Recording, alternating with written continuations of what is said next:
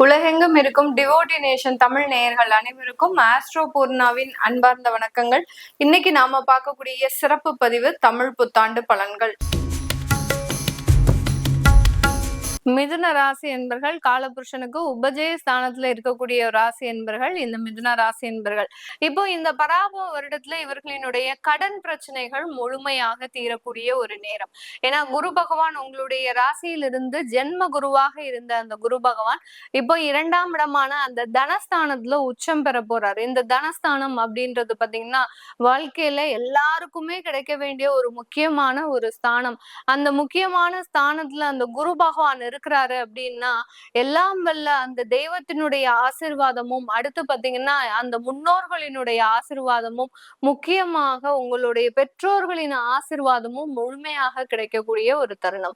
அந்த ஆசிர்வாதம் இருந்தாச்சு அப்படின்னாலே உங்களுக்கு வரக்கூடிய பிரச்சனைகள் கூட அந்த பனி போல உருகி போகிறதுக்கு உண்டான ஒரு நேரமாக இருக்கும். அதனால இந்த மிதுனராசி என்பர்கள் இது நாள் வரைக்கும் இருந்த கடன் பிரச்சனைகள் இருந்து ஏகப்பட்ட கடன், அதாவது தலைக்கு மேல வெள்ளம் போயாச்சு, இனிமே ஜானன்னா முளமென்ன அப்படின்னு நினைக்கக்கூடிய அளவிற்கு எல்லா அவமானங்கள், அந்த அவமானங்களை நினைச்சு பார்த்தா இப்போ நினைச்சு பார்த்தா கூட உங்க கண்ணுல இருந்து ரத்த கண்ணீர் வரும். அந்த அளவுக்கு நம்மளா இத்தனை அவமானங்களையும் பொறுத்துக்கிட்டோம் அப்படின்னு சொல்லக்கூடிய அளவிற்கு இந்த மிதுன ராசி அன்பர்கள் எல்லாத்தையுமே மனசை கல்லாக்கிட்டு அந்த மனதுக்குள்ள எல்லாத்தையும் போட்டு அடைச்சு வச்சிருக்கிறாங்க. அது ஒரு என்ன சொல்றது, மடை திறந்த வெள்ளம் போல வெளியில வரக்கூடிய ஒரு தருணம். அது எல்லாத்தையுமே நீங்க வெளியில விட்டுட்டு ரொம்ப நிம்மதியான ஒரு வாழ்க்கையை வாழக்கூடிய ஒரு நேரமாக தான் இருக்க போகுது. அந்த குடும்பஸ்தானத்துல தனஸ்தானத்துல குரு பகவான் வர்றது மிகப்பெரிய ஒரு மாபெரும் மாற்றத்தை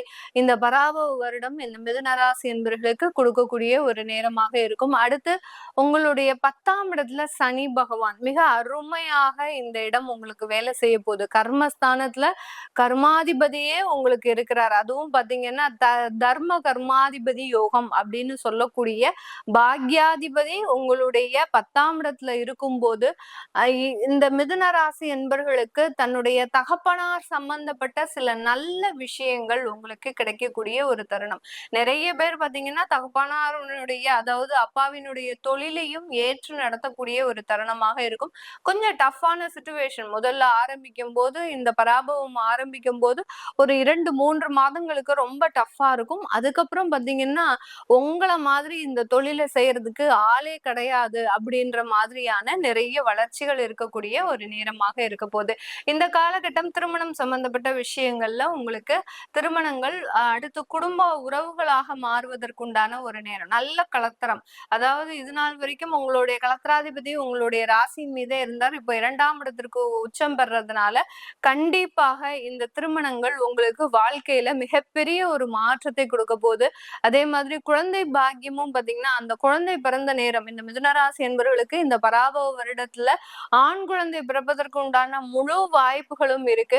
அந்த ஆண் குழந்தை பிறந்த நேரம் பாத்தீங்கன்னா வீட்டுல நல்ல ஒரு செல்வ செழிப்பு அப்படின்றது இருக்கும். எல்லாமே பொதுவா பாத்தீங்கன்னா வீட்டுல பெண் குழந்தை பிறந்ததுக்கு அப்புறம் தான் அந்த மகாலட்சுமி கடாட்சம் அப்படின்றத எல்லாரும் சொல்லுவாங்க.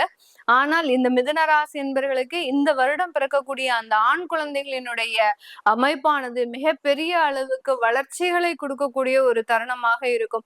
எப்படி ஒரு குழந்தை பிறந்த உடனே ஒரு தெய்வ குழந்தை அப்படின்னு சொல்லக்கூடிய அளவிற்கு பேர் எடுக்குமோ அந்த அளவுக்கு இந்த குடும்பத்துல ஒரு மகிழ்ச்சியான ஒரு விஷயங்கள், சுப நிகழ்ச்சிகள், திருமணங்கள், அடுத்து பாத்தீங்கன்னா நிறைய சந்தோஷமான விஷயங்கள் எல்லாமே நடக்கிறதுக்கு உண்டான ஒரு நேரமாக தான் இந்த பராபவ வருடம் இருக்க போது.